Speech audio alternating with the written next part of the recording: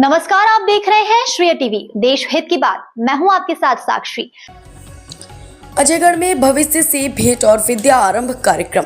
शिक्षा से सशक्त बनेगी बेटियां। नमस्कार, आप देख रहे हैं श्रेय टीवी, देश हित की बात। पन्ना जिले के अजयगढ़ से एक प्रेरणादायक तस्वीर सामने आई, जहां शिक्षा के माध्यम से बेटी के उज्जवल भविष्य की मजबूत नींव रखी जा रही है। अजयगढ़ के शासकीय कन्या उच्चतर माध्यमिक विद्यालय एवं बॉयज हायर सेकेंडरी स्कूल में भविष्य से भेंट और विद्या आरंभ कार्यक्रम का भव्य आयोजन किया गया। इस अवसर पर विद्यालय परिसर में उत्सव जैसा माहौल देखने को मिला, जहां नवीन प्रवेशी छात्राओं का स्वागत कर उन्हें शिक्षा की मुख्य धारा से जोड़ा गया। यहीं से शुरू होता है सपनों का सफर और शिक्षा बनती है सफलता की पहली सीढ़ी। विशिष्ट अतिथियों का मार्गदर्शन। कार्यक्रम में मुख्य अतिथि के रूप में तहसीलदार सुरेंद्र कुमार और महिला एवं बाल विकास विभाग की प्रभारी अधिकारी शिशिका त्रिपाठी उपस्थित रही।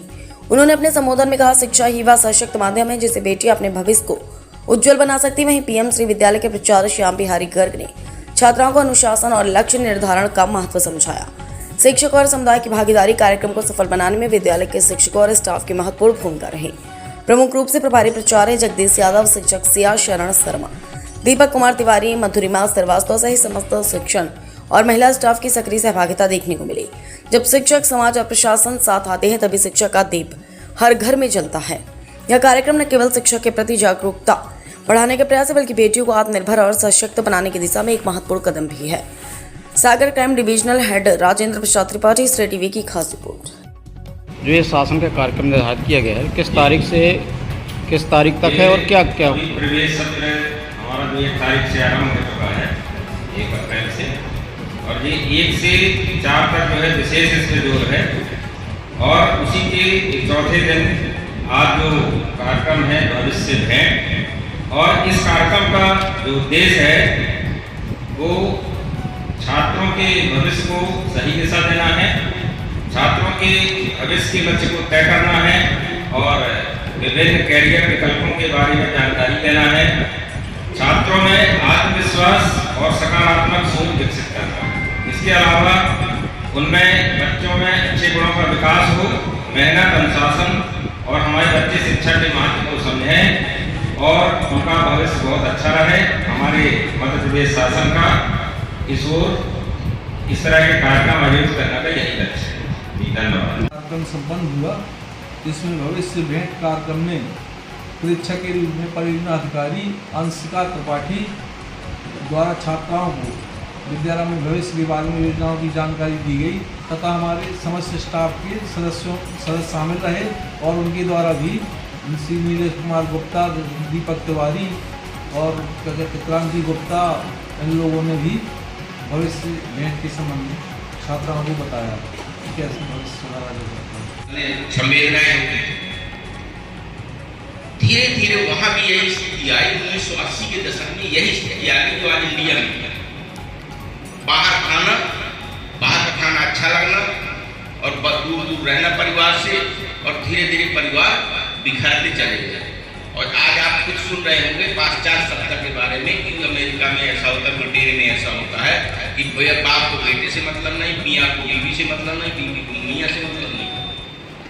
तो वह स्थिति जो भारतीय संस्कृति हुआ करती थी, यदि हम भारतीय संस्कृति को तोड़ते हुए पाश्चात्य स्थिति में जाएंगे तो हमें विकास तो दिखेगा जैसे अमेरिका में दिख रहा है, लेकिन वह चीज नहीं रहेगी जो एक सुकून रहता है, एक पारिवारिक प्रेम रहता है।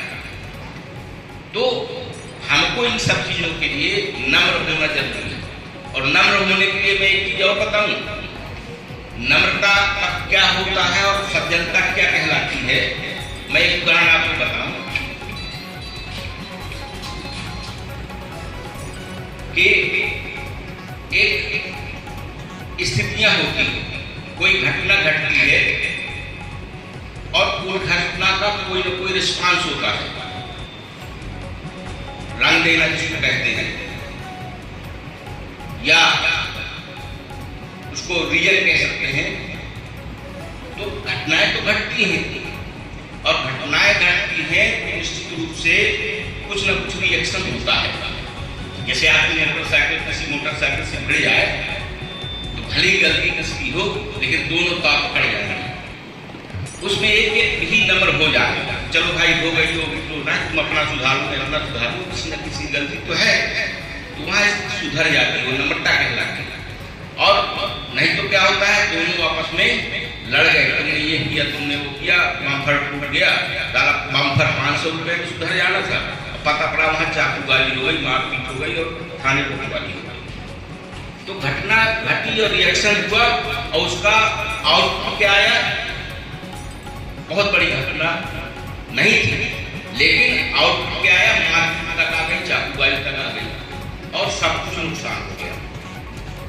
चाहते तो वहीं समझौता हो सकता था और उस समझौता को जब तक हम नहीं करेंगे तो निश्चित रूप से हमारा समय बर्बाद होगा, पैसा बर्बाद होगा और जाने क्या क्या हो सकता है। और वह होने के लिए मैं एक आपको बताऊं, रामायण की ही बात है। राम और लक्ष्मण जब जंगल में थे, शूर्पणखा की नाक काटी थी, इन्हीं कारणों से सब कुछ सुना होगा और उतनी सी बात पर फिर निश्चित रूप से कुछ हुआ होगा, घटना घटी और घटना घटने के बाद शूर्पणखा रावण के पास गई, उसने शिकायत की तो रावण ने कुछ नहीं पूछा कि क्यों गई थी, क्यों नाक काटी, कौन है वो, एकदम ताव में आ गए। तो घटना घटी और रिएक्शन क्या हुआ? ताव में आ गए। ताव में आने से क्या हुआ? उन्होंने ये सब किया, अपहरण किया, लड़ाई में लड़ी और पूरा वंश नाश हो गया। केवल इतनी सी बात।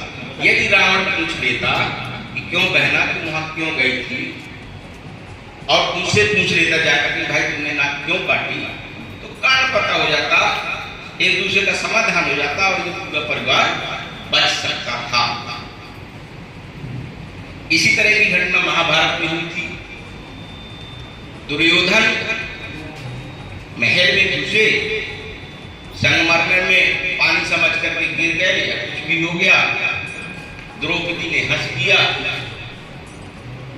घटना छोटी सी थी, कोई बड़ी बात नहीं थी। भाई कह सकते थे कि चलो, उसने ये इतना कह दिया था कि अंधों के अंधे होते, तो क्या किसी के कहने से अंधा हो जाता है क्या? लेकिन रिएक्शन क्या हुआ उसका? एकदम ताव में हुआ है, मैं देख लूंगा वो ताव में हुआई, पूरी महाभारत हुई। उतने से कारण के कारण महाभारत हुई और पूरा परिवार नष्ट हो गया। तो कहने का मेरे मतलब ये है कि एक रिएक्शन किसी घटना के बाद ये स्टूडेंट लाइफ में भी होता है। और तीसरी घटना मैं आपको बताऊं, एक जो नम्र होने की बात, सहनशीलता की बात, कि रामायण में रामचंद्र जी की शादी हुई थी और शादी होने के बाद उनको क्या मिलना था? सिंहासन, राज्याभिषेक होना था। लेकिन इन सब चीजों के होने से पहले कैकेयी ने क्या कह दिया कि आपको 14 वर्ष के लिए वनवास जाना पड़ेगा।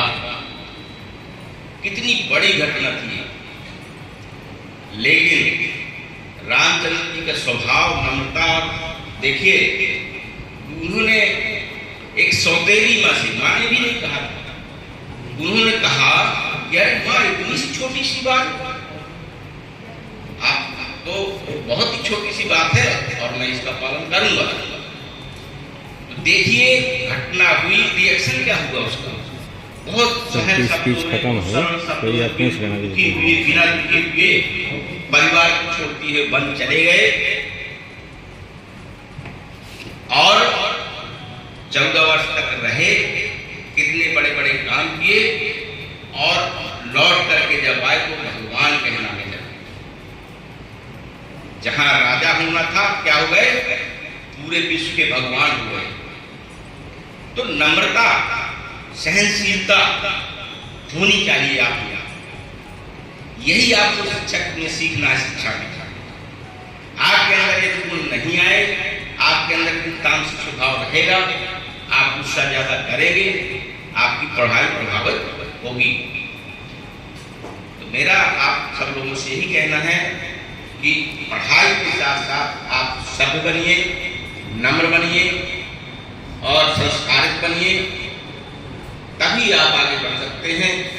और आगे बढ़ने के लिए आपके गुरु साथ में हैं, और अंत में मैं ये कहना चाहूँगा, GC विद्यालय में परिवर्तन हुआ है। हमारे जगदीश सर अभी प्रिंसिपल का पद संभाला है, मैं उनको बहुत बहुत बधाई देता हूँ। आशा करता हूँ कि विद्यालय को बहुत अच्छा ले जाएंगे, क्योंकि अभी तक मैंने खुद देखा है कि विद्यालय हमारे जो लोकल के दोनों हाई स्कूल विद्यालय बल्कि तीसरा ठीक चलता है। मॉडल स्कूल जिसका नाम आजकल संदीपनी हो गया है, एवरेज स्कूल में अच्छा चलता है, लेकिन ये दोनों विद्यालय अब बहुत खराब स्थिति में चले गए हैं, तो इनको सुधारने का कष्ट करेंगे। बहुत बहुत धन्यवाद।